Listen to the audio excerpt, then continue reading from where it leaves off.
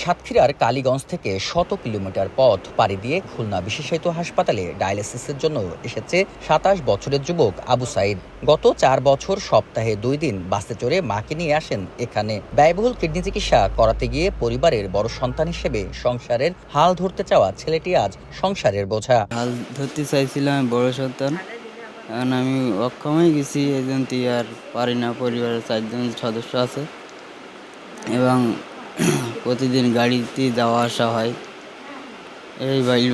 এই খরচ খরচা মাসে ৪০,০০০ টাকা করে।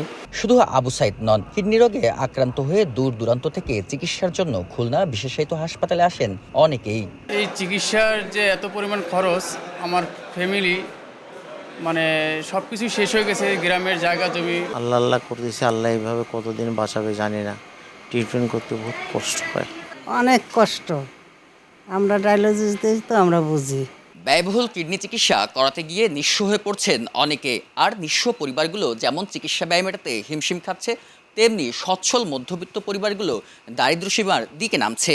এদিকে সাধারণ মানুষকে সচেতন করতে পালিত হলো বিশ্ব কিডনি দিবস। বৃহস্পতিবার সকালে খুলনা বিশেষায়িত হাসপাতালের নেফ্রোলজি বিভাগের আয়োজনে র্যালি বের করা হয়। যদি আমরা রোগীদেরকে একেবারে প্রথম স্টেজের দিকেই রোগটা নির্ণয় করতে পারি এবং রোগের সঠিকভাবে চিকিৎসা করতে পারি, তাহলে বেশিরভাগ রোগী দেখা যায় শেষ স্টেজের দিকে যায় না। ডায়াবেটিস, প্রেশার নিয়ন্ত্রণে রাখবেন, ভেজালবিহীন খাবার খাবেন, আর ওষুধপত্র বিশেষত ব্যথার ওষুধের যথেচ্ছ ব্যবহার নিয়ন্ত্রণ করতে হবে। বিশেষজ্ঞরা বলছেন, ডায়াবেটিস ও উচ্চ রক্তচাপ নিয়ন্ত্রণ না করার পাশাপাশি প্রেসক্রিপশন ছাড়া ওষুধ সেবনে বাড়ছে কিডনি রোগ। দীর্ঘমেয়াদী এবং অনিয়ন্ত্রিত ডায়াবেটিস, প্রেসক্রিপশন ছাড়া বিভিন্ন সময় ব্যথার ওষুধ বা অ্যান্টিবায়োটিক খাওয়া, এছাড়া বিভিন্ন ধরনের জেনেটিক্স রোগ আমাদের দেশে কিডনি রোগের প্রধান কারণ।